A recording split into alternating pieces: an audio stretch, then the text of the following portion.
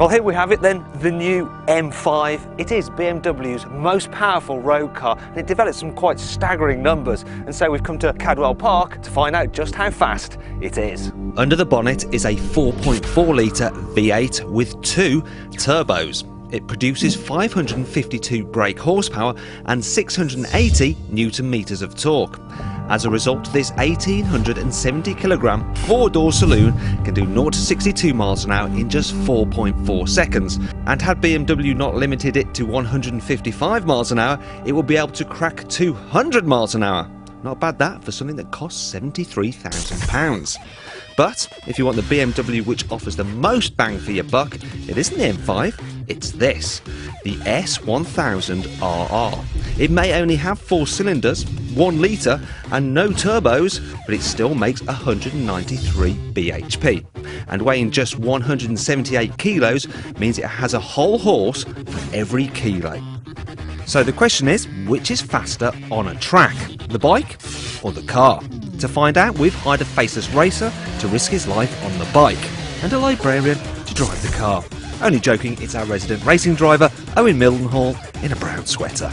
Cadwell Park may well be the mecca of motorcycling, but as the track is slippery today, the bike is at a severe disadvantage. So we're going to give it a 10-second head start and then see if a librarian in an M5 can catch it. Ready, steady, go! Bike's away and it gets a good start away from the line despite the fact the track is wet and is running on summer tyres. However, we'll have to be very careful here leading it over into coppice because there's hardly any grip. Now for the car. Owen's pulling away in second gear there, and despite that, look at that, he's spinning up those rear wheels. Very hard trying to contain all that 680 Newton meters of torque. Now the bike's going to have to be very careful not to lose the front end here into Charlie's. Sitting quite upright there actually. Owen shall have no such trouble with his 4 wheels. Although, a little bit of oversteer there. Clearly got the driver's aids off. Now the bike is heading up the park straight. Now this is its opportunity to actually gain some distance between the car. However, coming up the hill, he's going to have to brake early because Park Bend is still wet. Owen should be able to hit about 130 miles an hour in the M5 up there.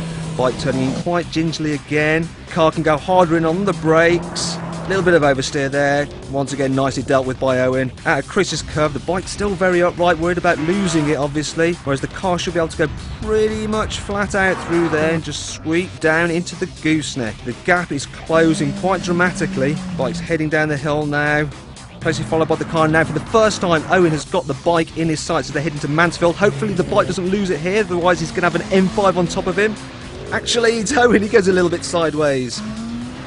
Bike does a little wheelie there, and he's turning up towards the mountain. Now, this should be very, very tricky for the bike.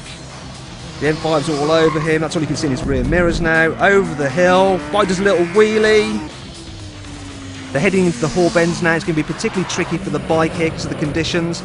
Owen able to brake much later, makes it quite a bit of distance. Might even be able to take the bike here. Now they're heading into the hairpin. The bike remaining upright once again. It's very slippy, obviously.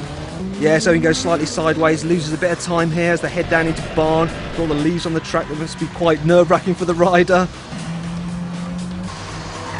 Whoa, going steady around there. Owen goes sideways again. The bike's able to nail the throttle now to make up some of that lost time. They cross the line. There's only about a second in it, so the M5 managed to make up about 9 seconds on the bike. Well, there we have it then. That was really close, wasn't it? The car performed extremely well. Had it been dry though, it probably wouldn't have caught the bike. And when you think about it, this is 60 grand less than that. And if I had the guts, that's probably where my money would go. But I don't, so I'd rather have 4 wheels.